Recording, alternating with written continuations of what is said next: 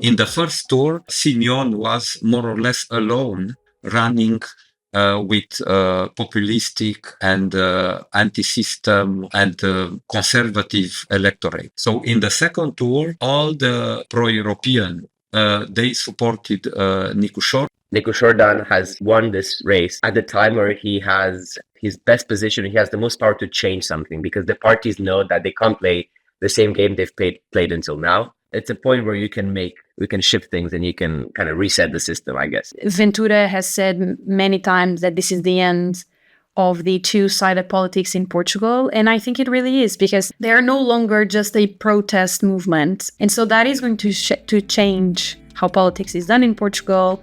From Friends of Europe, this is Policy Voices. I'm Catarina Vila Nova. Today on the show, we have not one, not two, but three guests for you.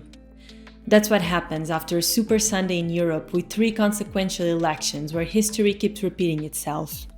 The center holds far from an absolute majority, the far right continues its speedy ascent to power, and the left gets handed an embarrassing defeat.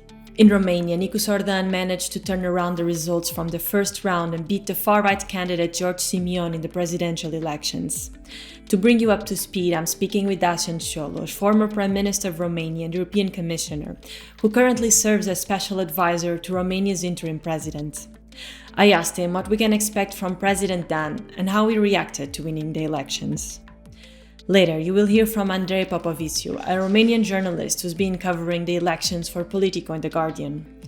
He told me how Russian influence played out in the elections and explained how two different far-right candidates managed to persuade the Romanian electorate. Still in today's episode, I'm speaking with Maria Luisa Moreira, Portuguese political analyst, about the results from Portugal's general elections.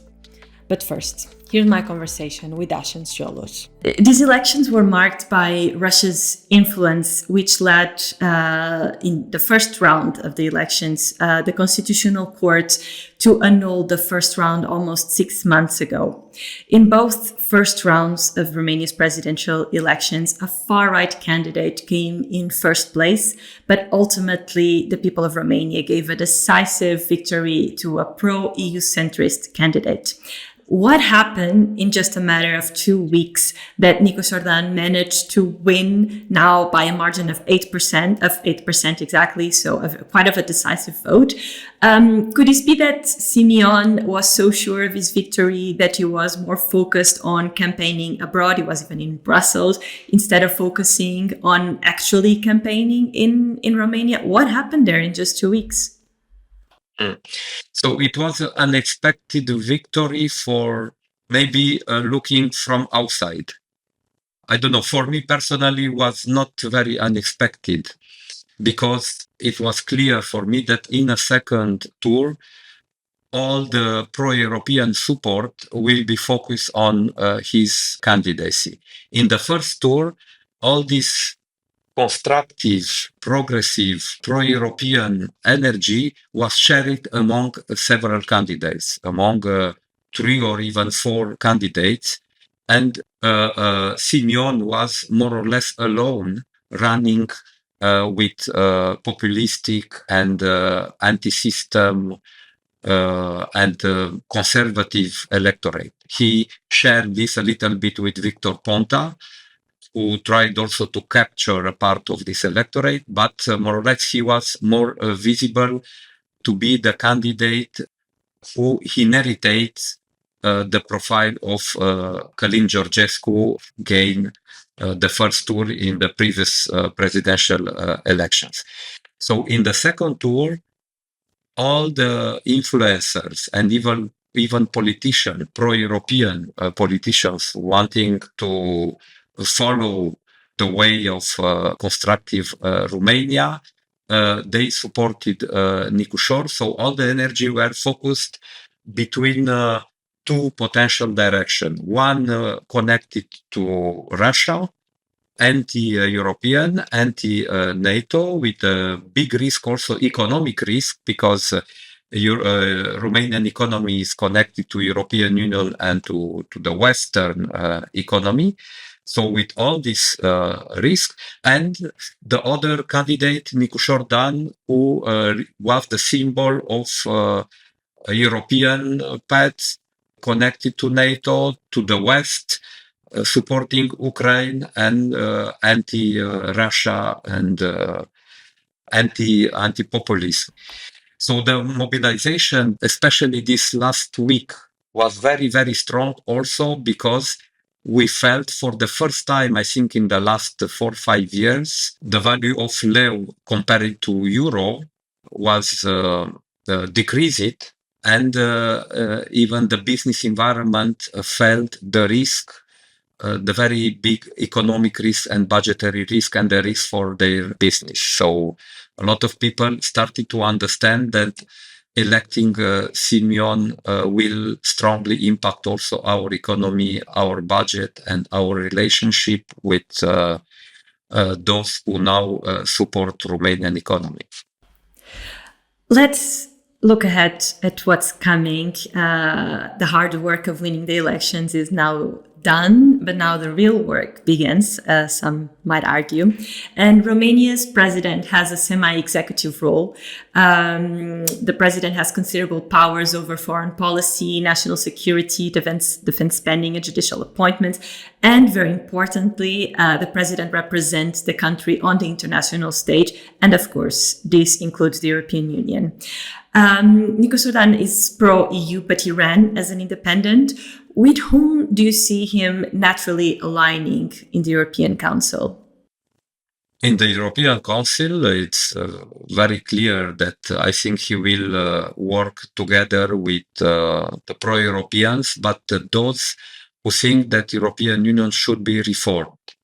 So he is a pro-European, but his messages over the debates, the public debate were that Europe need to be reformed, need to be reinforced, need to be better reconnected to the people. So it's a centrist moderate, but reformistic also. So as he thinks that we should reform the state, the public administration in Romania, to have a better performance of public institutions connected to the citizens, he also thinks that at European level, Europe today and European institutions are not able to react to the needs of the people on the spot. And we need a European Union better connected to the reality on the spot and to the people. So he will be a pro-European, strongly supporting the remain of Romania in the European Union, but also he wants a more proactive Romania in European institutions, to push European institutions and European Union through reforms for a better and more quick decision, for priorities better connected to the needs of the people. So I think he will go into this direction in the Council. What kind of reforms are we talking about? What did he promise during the campaign trail, both at the European level? Where would you, what exactly would you like to reform at your level, but also nationally? His campaign was not very much focused on the details of European Union. He was more focused on national and internal needs and internal subjects. But knowing that he was a founder of a political party, USR, who is now a member of Renew centrist group, I think he will position around these political opinions. I know that these last years he was in touch with Emmanuel Macron. He was in touch also with Friedrich Merz, with Donald Tusk, and in the next years he will try to work together with this kind of leadership at EU level. Let's then shift to domestic politics. What are going to be his biggest challenges? The biggest challenges is the economic stability and budgetary stability. As you know, the budgetary deficit in Romania is very high. In the last 2 years, with a lot of electoral campaign, unfortunately, the government took a lot of populistic decisions trying to influence the behavior of the electorate. And these populistic decisions related to the increasing the level of salaries, of pensions, reducing taxes, but on the meantime, avoiding some reforms planned in the resilience and relaunch program with European Union were delayed. And because of this delay of reforms, it was also a delay of European funds and funds from resilience and restructuring relaunch program. So the economic and budgetary situation of Romania is in a very bad position with very high risk now to relaunch the inflation, the incapacity of the government to take money from the market capitals. So the next government will be obliged to take some measure to reduce the political expense, to reduce the budgetary deficit. And there are no miracle solutions. It's or to increase taxes or to reduce the expansions of the state, so to reform the state. So in the next month, the next year, we will be obliged, we will be pushed, or the government will push to take some very unpopular decisions. And this will be a challenge for a new president and for a government. And perhaps one of the most consequential decisions that Nicusor Dan will have to make will be to nominate the next prime minister. As you already mentioned, Marcel Cioloș, the prime minister, he resigned after the first round when his coalition's candidate didn't manage to pass to the second round. What can we expect from coalition talks? Who do you think will become the new prime minister? So I know that the intention of the new president, Nicusor Dan, is to appoint the current interim president, Ilie Bolojan, as a prime minister. Ilie Bolojan is also the leader of PNL, National Liberal Party, who is part of the EPP. But the problem is that in terms of number of mandates in the national parliament, the PSD, the party of Mr. Ciolacu, is the first party. And we don't know yet whether PSD first will accept to continue to be part of a coalition, of a majority coalition. I heard these last days that the majority of the leadership of PSD prefer to go in the opposition and to leave PNL with USR in a minority government, supporting this minority government from the parliament. But it will be very difficult for a minority government to do reforms, very necessary reforms and very difficult reforms in the next days.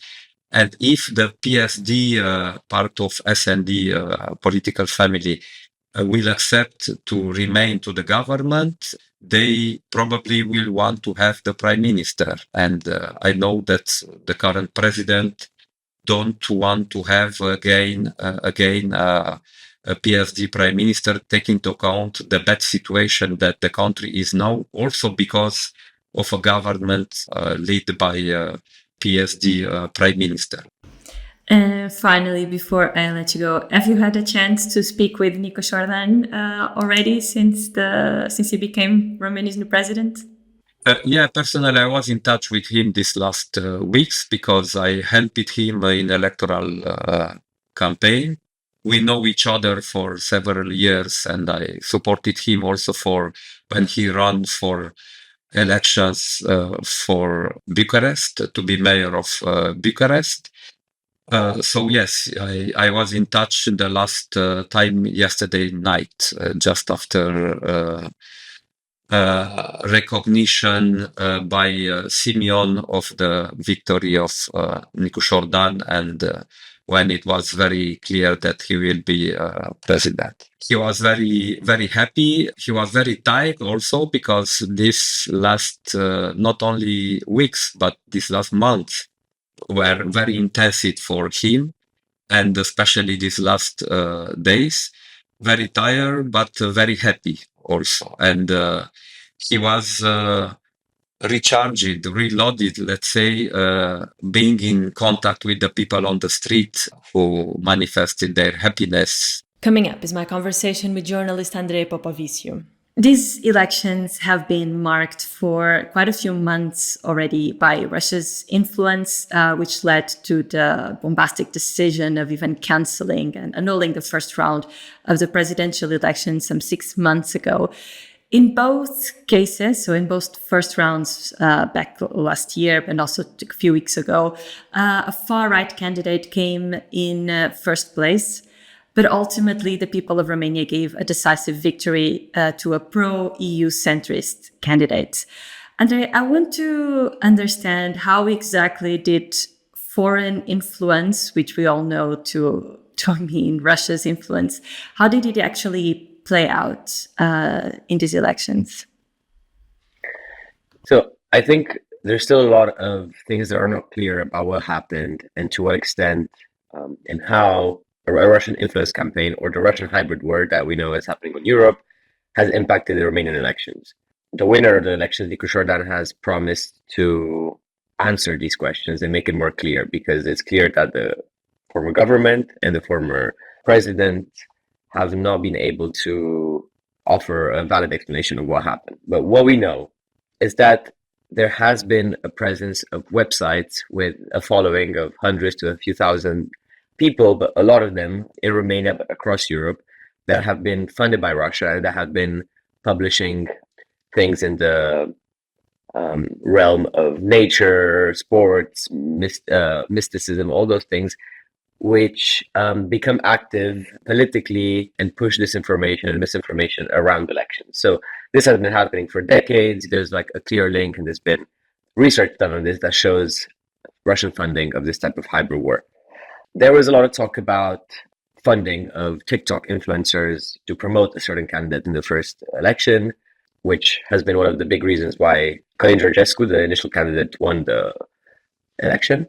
But I'd like to talk a bit about what happened in this election as well, because in the last few hours of voting, there was a message that Romanian people with the Telegram app received on their phones, in which the head of Telegram, which is kind of suspected to be a pro-Russian figure and to have collaborated with Putin before, has sent out this mass message to people, even Romanians who don't live in the country currently, saying that the French government has asked Telegram to censor conservative voices on the platform, which is preferred by our voters and conservative voices in Romania.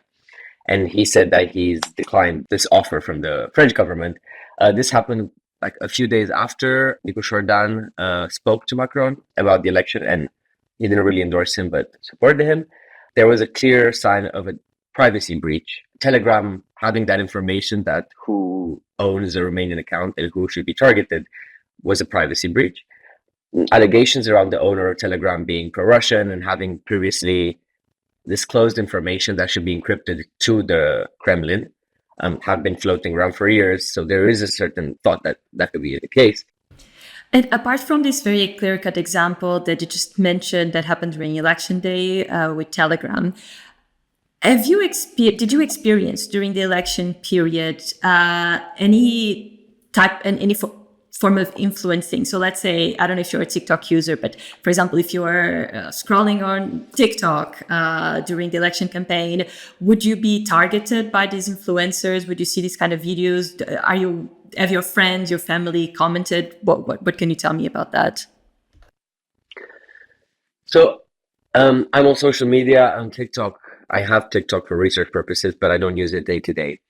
Of course, at least in the first round, there have been influencers. There have been influencers used, I guess. We've seen they were paid by this Bogdan Peshkir to post videos of support for one candidate or the other, allegedly Georgescu. And now as well, I think, especially after the first round, we've seen a push by people online asking influencers over the platform to speak up, usually for Nicusor Dan, if they want to be kind of on the good side, quote unquote, of history, and to use their platform, to get involved politically. And that is why kind of this noise, this lack of fact checking, lack of critical thinking has played a huge part in spreading rumors amplifying attacks by one candidate. I mean, George Simion used very kind of aggressive attacking strategies against Nicusor Dan, including, lies, whatever, stories, conspiracies, all those things that very easily have spread, and then a lot of voters were like, yeah, okay, we're not voting for Nicusor Dan because he's pro LGBT rights, whilst Nicusor Dan is, kind of socially conservative politician who even had to leave his own party because he was not a supporter of LGBT rights and of like the rights to civil partnership and so on. In an opinion article that you wrote for The Guardian, you share that your father actually voted for Georgescu, and you explained that you did that not so much out of ideological alignment with Georgescu and with the far-right movement in general, but more as a desperate cry for change. Help us understand what was exactly the appeal of first Georgescu and then Simion. Mm-hmm. That's a great question. It's important to understand, the history and the historical and political context of Romania. So for the past 35 years, you've had two main parties that have been switching, alternating powers between them in government and the president's office. And, they've just been only delivering bad governance.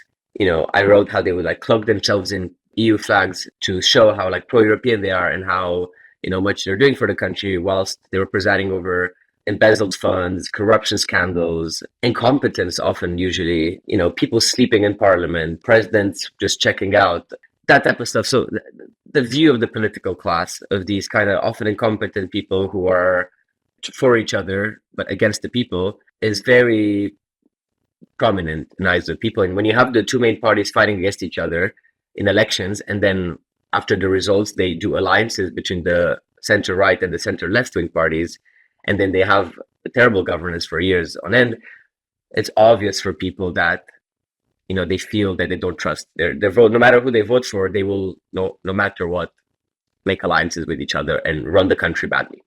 So with that context in mind, I think people have had enough after 35 years. And for them, to vote for these candidates is to vote for someone who is the most radical change there is. How can we teach them a lesson? How can we show that they can't do whatever they want? And how can we really try at least to change something, even though we might risk a radical change that actually could negatively affect us? They have punished the political class. The big parties, the first time in 35 years that none of the two big parties have had candidates in the second round of the election, has been last year's election, presidential election, and this year. And, both Nicusor Dan and both George Simion are these like kind of anti-establishment candidates that they're presenting themselves to be. So I think for people like my father, for example, who did vote Georgescu, for example, in the first round, but now in the first election, but now he voted for Nicusor Dan, there was this feeling that it's time to show that our vote matters and that we can keep you accountable and that we don't have to vote you all the time and that we can vote an independent like Călin Georgescu, who has a flair and has charisma and speaks in a way that absorbs us. But we can also vote someone like Nicusor Dan, as we've seen, who is also an anti-establishment candidate, an independent who has fought the political class in the courts, who has riled the society against power and against people in power during his activist years and as mayor and so on. So what was great to see this election was that having like 65% turnout was historical, like more than in 25 years. And it showed that people still believe in democracy, despite having a cancelled election last time. You would expect an extremely low turnout after, people's vote actually didn't matter in that initial election. And I think Nicusor Dan has won this race at the time where he has, I guess, his best position. He has the most power to change something because the parties know that they can't play the same game they've played until now. So it's a point where we can shift things and you can kind of reset the system, I guess, in a way. It is a very well-known story that has been told of the people finally punishing the establishment parties and leaders. And you described last Sunday's decision for Romanians that they had to confront a broken system. And so their choice was between reform and international collaboration, i.e. Nicusor Dan, or isolation and nationalism, so Simion. So in the end, given the choice between two anti-establishment leaders, representatives, why do you think that Romanians in the end chose Nicusor Dan? Yeah, so I think what Nicusor Dan has managed is to show the urgency of the moment and to mobilize voters to go out. He's mobilized a lot of people. That's something that we can give him a lot of credit for. Whether it was him or fear of Simion winning remains to be seen. What I want to make clear is that, and I wrote about this as well, that this election wasn't like an election about voting for Europe or against Europe. People who voted for Simion, they are not against the European Union placing it. I think what people want is a better role for Romania, a better position for Romania in the European Union, and this was one of the topics of the election. Romania was kept out of Schengen for a long time, even though it had all the requirements to go in, and we've had a lot of political tensions with Austria to get in for the past year. The Romanian diaspora, foreign workers, economic workers, have been humiliated working abroad, and we've seen they are the ones in the diaspora who have voted for George Simion, so on, and they feel that the government has disappointed them. They've let them behind, and the governments where they live in Western Europe also don't respect them, and they feel disenfranchised. They feel they want the change, and that's why I think they voted overwhelmingly for Simion, Western European, Romanian diaspora. Our position within the European Union is what I think is the discussion of whether do we want to be more prominent? Do we have to have a bigger role in the European project, in the bloc? I mean, we share the longest border with Ukraine. I think Romania's role in the EU and in the Ukraine war, in the peace agreement, should be more prominent. And there's a case to be made about kind of Romania's role in that process. In terms of EU enlargement of Moldova, of Ukraine, of all these states that want to join, we do have also a role. We have strong connections with Moldova. And then, I think Eastern European states in general, including Romania, we've warned about the Russian threat. We have historically seen that. I don't think people were listened, including in NATO. And I think, there is a feeling, and to a certain extent is right, that there's this elitism in the bloc. You have like Western powers, the founding members and so on. And, there's a grain of truth in that rhetoric that to a certain extent, we might not be have the same standing in the EU, the same type of voice, the same platform, right? So that was taken away and put fire on and used so much, and it attacked people. So that's why I think Simion worked, but I think people then realized that Simion is not necessarily the choice to do that, and it could be more radical. And I think a lot of his support also came, not a lot of it, but part of it, from allying himself with Călin Georgescu and promising to make him prime minister, and then a lot of it also came from being a populist, really talking to different audiences, different things. And I think people at the end, they've realized that what he says doesn't really add up. And even people who supported him was like, you know what, I'm just going to go for Dan. It's a better choice. Do you see that Simion and Georgescu are an exception to the norm? Or do you think that they actually represent a much broader movement and the rise or the resurgence of the far right in Romania? I don't think that these candidates are unusual. And as we've seen in a lot of other elections in Poland and Portugal, these are not individual or isolated kind of cases of this. And I think it's a movement, I guess, that happens. We have it in Italy as well and so on. So we could see a resurgence that maybe in the next elections, if Nicusor Dan does bad in his mandate, we can finally see a win from these parties and say, okay, we gave you another chance, but I think now it's time to elect what we wanted to elect last time. And last but not least, here's my conversation with political analyst Maria Luisa Moreira. The leader of the far-right party in Portugal, Chega, his name is André Ventura, he has for a few years now been decrying the end of bipartisanship in Portugal. One of his lawmakers said that the system has been shaken and that it now represents a governing alternative. Now that the far-right party actually controls a quarter of the seats in Portugal's parliament, is this finally true? First of all, thank you for having me. Thank you for the invitation. It's a very interesting and scary time for Portuguese politics.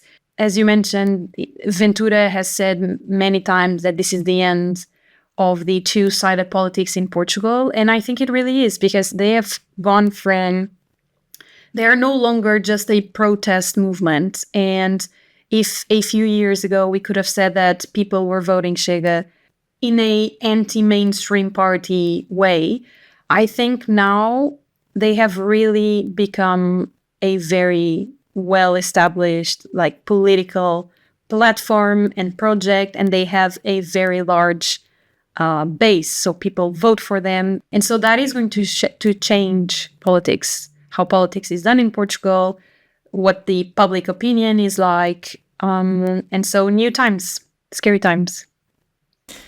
And the more the far-right party Chega rises, the less it is becoming a taboo for people to perhaps openly say that they are voting for Chega, not least because they are just being, young people particularly, being bombarded on TikTok with propaganda materials from the party. And as you at least said so in 2019, they managed to elect only one MP to the parliament. That's the leader of Chega, Andrei Ventura.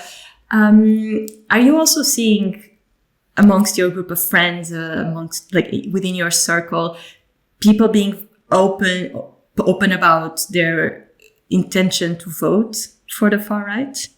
The far right has become normalized, and the implications of that is that you are starting to see that people are openly pro Chega in this case in Portugal, and so I'm a political analyst, and I'm on TV, and I've come to realize that my colleagues often, and more recently, say that they have become targets of political and online attacks, and in person they have been approached by people who just insult them, and they say they're older than me, and they say this wasn't the case up until a few years ago.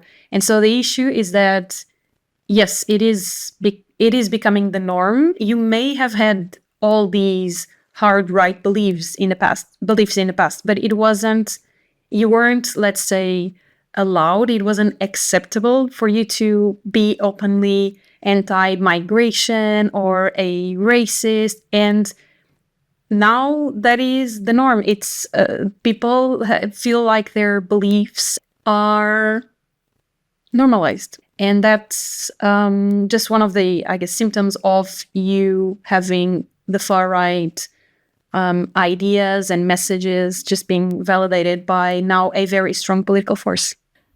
And the Prime Minister, Luís Montenegro, he was a Prime Minister for 1 year, most likely will continue in the job. He already ruled out governing with the far-right party Chega. I know we're just in the early days, we're speaking on Tuesday, so there's still a lot of time left for coalition talks. But there's been some worrying signs and comments from some people from the right that says that, not necessarily from the far right, but from the right, that say that this is a side of the portion of the electorate that we just can't ignore anymore. So is it true that the Prime Minister cannot ignore, in the very least, entering into talks with the far right? And if they do, what options are left for governing? We will have to deal with the fact that they are gaining momentum. While they won't be holding positions of power, I believe that for now. But I'm pretty sure that they will be pressuring the Portuguese government. So that's the Democratic Alliance. They've won the election. They will form government. And Chega will for sure pressure and push their stances on immigration and women's rights and, just attacks on fundamental rights. So the pressure increases, and we will see, I just know that we will see the impact on policy and legislation that gets approved in Parliament. Let's talk about the left. And by the left, I don't mean any specific party, even though the socialists suffered what was the worst electoral results since probably the creation. But so the left in general suffered a massive defeat. What happened there? The fact that they were in power for so long, and it was just a few years ago, it wasn't until last year that they were in power, that never helped the left side of the spectrum to make the case that they should stay in power, when in Portugal you see so many young Portuguese people angry with the government, the fact that we have low salaries and inflation, and there is a enormous housing crisis. And so I think the left is just paying the price for not solving people's issues, and they had 10 years to do so. And you see that people who voted for the far left now vote for the far right. So there's a ton of resentment, economic resentment, and Chega is also very good at mobilizing people who were not voting at all. So people who are not even voting for the left anymore.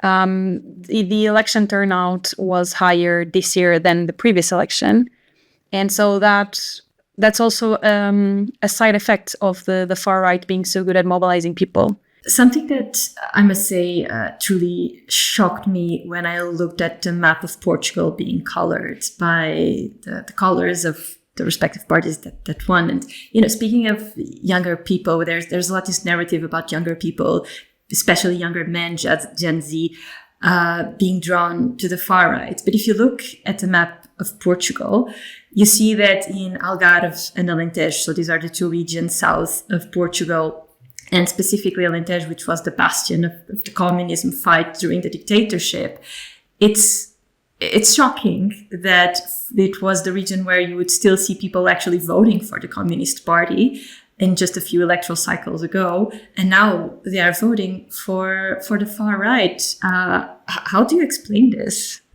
Well, I think it's the consequence of running on a very successful populist platform. Chega doesn't really, they don't really run on concrete ideas and solutions for the country. They run on very popular issues that you may feel because of globalization, because of migrations and those movements, and the fact that in those regions you depend so much on foreigners to fix, local economy and to keep it moving. And so it's just the perfect mix of, as I said, economic resentment and just changes in society. You may have had a village that up until a couple years ago had 0 foreigners, and now you see migrants helping run the local economy through farming or other industries and sectors. I mean, it's the perfect populist propaganda and movement. Chega doesn't tell you how the party is going to fix the issue. They just are very good at capitalizing on the fact that there is an issue and people are angry. And I don't rule out the hypothesis that Chega will make it all the way to first place in future elections. And that's it for today's show. I'm Catarina Vila Nova, and Policy Voices will be back again next week. Until then, goodbye.